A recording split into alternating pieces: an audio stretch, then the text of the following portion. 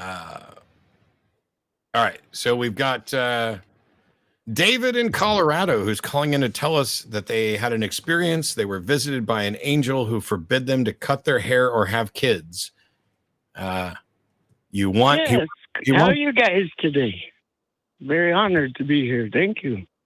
Okay. So. Yeah, I'd like to tell you about my experience back in 1994, and I've had many experiences since then. But well, let's just stick with.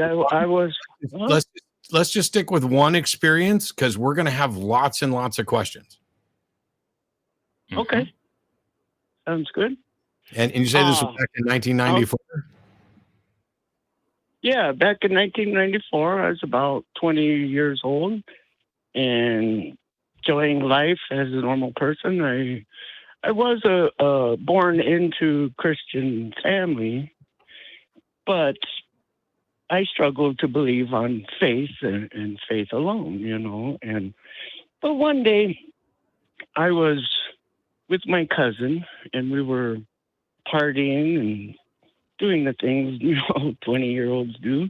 What kind of partying? How were you partying? Yeah.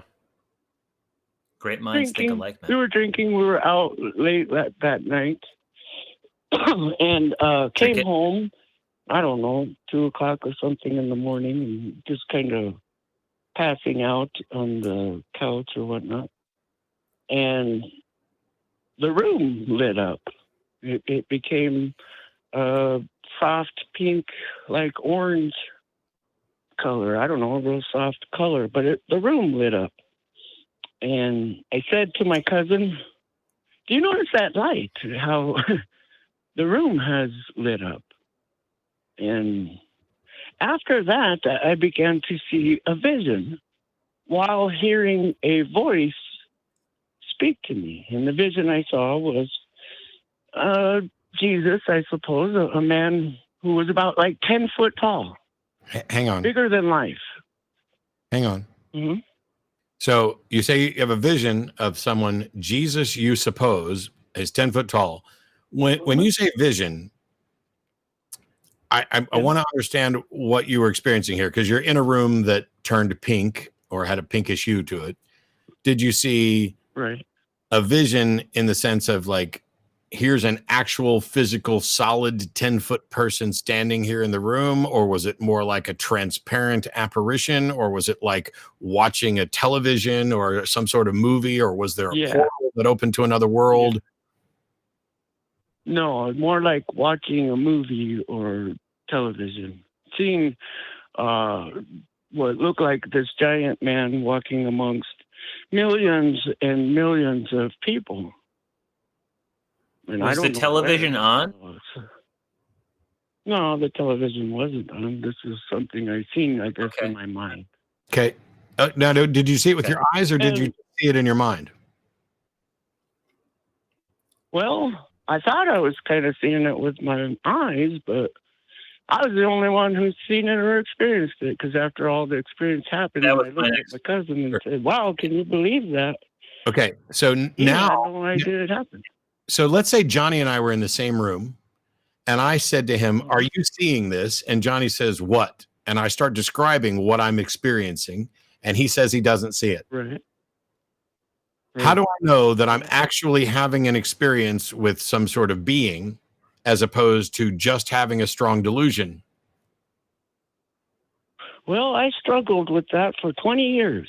That very question and very thing. And I guess what I had to come to conclusion or figure out on my own was, did that really happen? Was that truly happen, or did I imagine it, or was it the effects of alcohol or whatnot? But I do know. And how did you conclude that it wasn't the effects of alcohol and whatnot?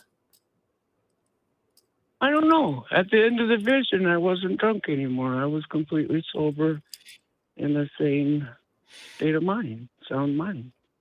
So you had a profound experience that might reveal the existence of supernatural beings, and you kind of just, well, I guess it was a vision. You didn't spend the rest of your life dedicating yourself to the study of paranormal psychology, the effects of drugs and alcohol upon the system. You just kind of said, well, I guess it was a vision from Jesus or someone like that.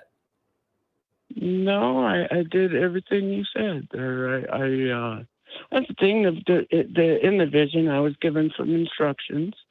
You know, I'm watching Jesus walking through millions of people, and all the people are, I want to touch you. I see you. I want to touch you. And great joy and happiness. And then this voice began to speak, not the vision or the man in the vision, but a different voice outside of myself. And it said, you know, one day you're going to tell the world Jesus is coming. And I said, no, I'm not. I'm not. I'm an ignorant man, and I don't know anybody. And there's no way anyone in this world would ever listen to me. I know that's the truth. The angel said, don't worry about it. You do it anyway. I said, well, what will I say? You know, he said, you're going to go through a journey through a wilderness. Not to cut your hair and don't cut your beard. Don't buy homes and land or get attached to any of the things of this world. But when you come out of the end of that journey, I will meet you on the top of a mountain. When is the journey going to end? I don't know. 2012. 2012. You were met at the top of a mountain.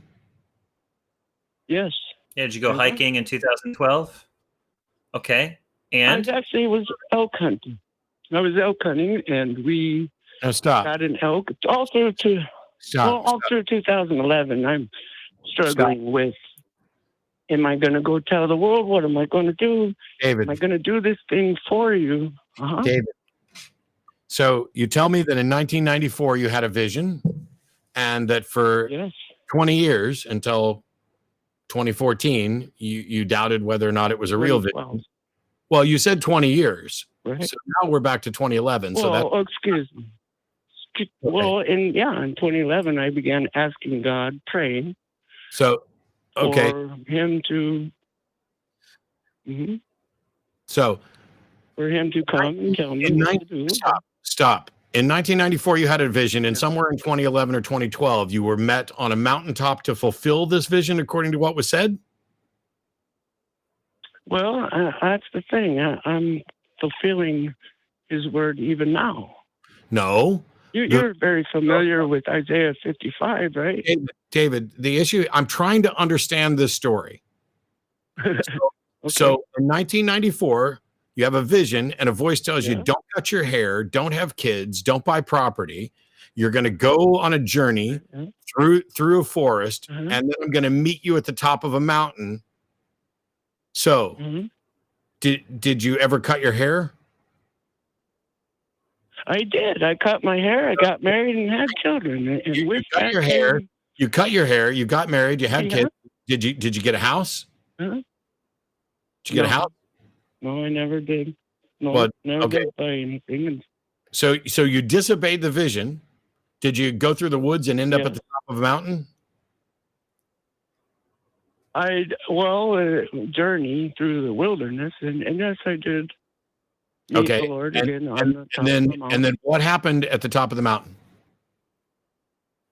Well, I was there, and I was taking a leak, praying in the middle of the night, praying to God, asking him once again to prove what happened to me in 1994 was real and trustable, so that I could go out with confidence doing what he asked me. But you didn't do it from after. But you hadn't done what he asked. Yeah, you failed the test. You cut your hair and you had kids. Yeah, I know. I did that. Right. And why? then, it must not have been very convincing to you. Well, I wasn't sure. So I needed more evidence. Yeah, David, here's the thing. Supposedly, God or a messenger from God tells you, don't cut your hair, don't have kids, you're going to go on a journey, and then I'm going to meet you at a mountain, and then you're going to be telling people, you're going to be the spokesperson to tell them about Jesus. and you disobey all of that. I was going to. You disobey. Did I? You disobey. Did I? You cut your hair, right? Sure. Isn't that disobeying what you were told to do?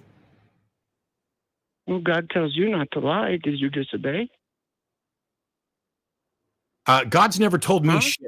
God has never told me shit in my entire life. Oh, okay. Okay. But if I thought that God told me something, if I was convinced that God told me something, I would probably do it. However, the issue here is God said, you do these things, and then I'm going to make you my spokesperson. But you didn't do those things. So why would God make you a spokesperson? No. He didn't. He didn't say do these things, and then I will make you a spokesperson. He didn't say that. Why did he not want you to do those things? When you come out of the wilderness, I'll meet you on the top of the mountain. Okay, I don't tell you what to say. I genuinely don't care. Man, I don't think we can go into this. That's the great thing about it is I have witnesses. You have what? I have witnesses. Witnesses to what? What you just said, that you were in a room and nobody else saw this. Well, I haven't even told you my story, because every time I begin to tell you my story, you interrupt. How long do you think this? You don't even know what the story is. How long do you think this program is? I don't know. You've been there for years. I've been watching you for years. Yeah, but I'm not going to let you talk for years. And we've been going at it for quite a while here. And now you're telling me you haven't even told me the story. What's the story? Because every time I try, you interrupt me. That is bullshit, David. That is you need to practice storytelling skills. Have you ever read Isaiah 55? I've read the entire. Have you ever read Isaiah 55? I've read the entire Bible multiple times. I believe you. Are you going to tell us the story, or am I hanging up? I am. Am I telling? Here I am. I'm David. Interrupt me one more fucking time. Are you going to tell us the story, or am I hanging up? Well, I'll tell you the story. I was there on the top of the mountain, and I began to prophesy to my son about death, speaking to him of what it was like to encounter a dead body. And where that came from, I don't know. Why we were talking about that, I don't know. But I do know somehow, some way, I was preparing him to experience death as his mother died on September 22nd, a few weeks later. And he was there in her presence when that happened.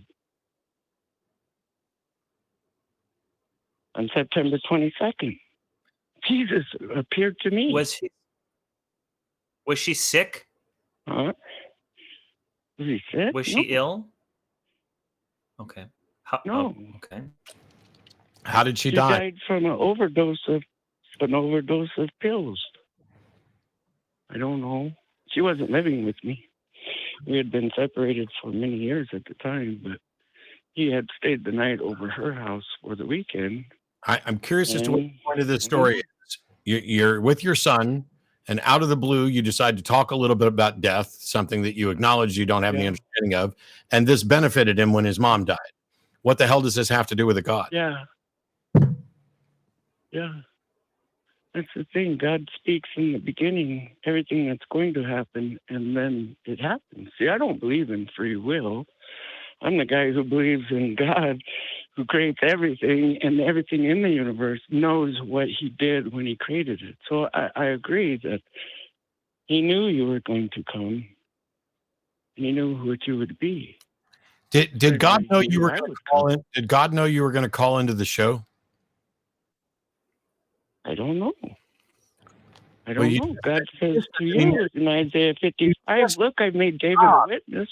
You just said that God knew, David, you just said that God knew everything. From the time he created you, he knew everything. So did he know you were going to call into the show today? Probably did. Probably guiding my steps. All right, we're done. Maybe he is guiding me. Yes, no. We're done. Probably he did. Maybe he did. Whatever. If your God knows you're calling into the show and doesn't prepare you, he's preparing you for failure. And if you're getting messages from a God and you haven't bothered to ask God what you should say when you call into the show, you have prepared for failure. But it was a dry well, I'm afraid. Yeah. And it sucks because it would have been, oh, here's a vision. And so it's like, oh, you keep interrupting me. No, sir, you told the story. We asked clarifying questions. We let you tell all of the story. And the whole point is of everything else that happened. The vision is irrelevant because what the vision told you to do, you didn't do. And then when you get to the fruition point of it, it's one day I was on a hill with my son, and for reasons I don't understand, I talked about death, and this helped him deal with his mom's death a couple weeks later. This has nothing to do with a God.